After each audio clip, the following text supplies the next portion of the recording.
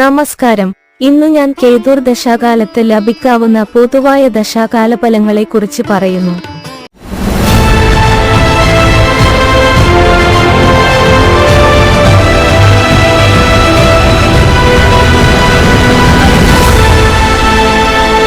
ദശാഫലങ്ങളെല്ലാം ദശാനാഥന്മാർ ജാതകവശാൽ ഏതേതു ഭാവങ്ങളിൽ നിൽക്കുന്നു എന്നും ഏതേതു ഭാവങ്ങളുടെ ആധിപത്യമാണ് ഉള്ളതെന്നും അവരുടെ സ്ഥാനബലം തുടങ്ങി ബലാബലങ്ങൾ അറിഞ്ഞെങ്കിൽ മാത്രമേ കൃത്യമായി ദശാഫലങ്ങൾ അറിയുവാൻ കഴിയുകയുള്ളൂ.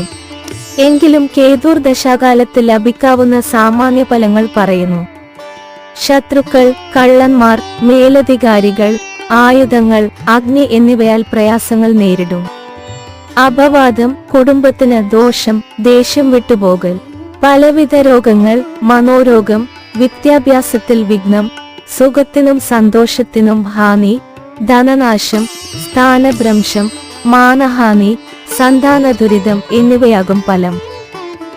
കേതു ഒരു പാപഗ്രഹമായിട്ടാണ് കരുതിപ്പോരുന്നത്. പാപഗ്രഹങ്ങൾ എപ്പോഴും കഷ്ടതയും ദുരിതങ്ങളും നഷ്ടങ്ങളും വിതയ്ക്കും.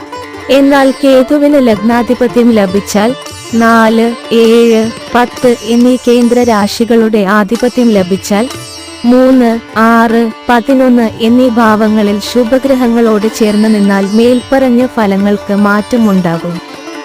ഇപ്രകാരമുള്ള കേതുവിന്റെയും ബലവാനായ കേതുവിന്റെയും ദശാകാലങ്ങളിൽ മേൽപ്പറഞ്ഞ ഫലങ്ങൾ എല്ലാം കുറയും.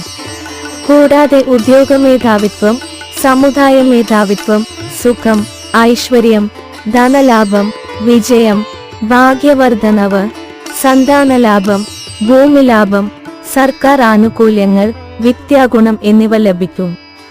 Please subscribe the channel. വാച്ചയാന്തല്ലേ ഒരു ജ്യോതിഷം channel. Thank you for watching.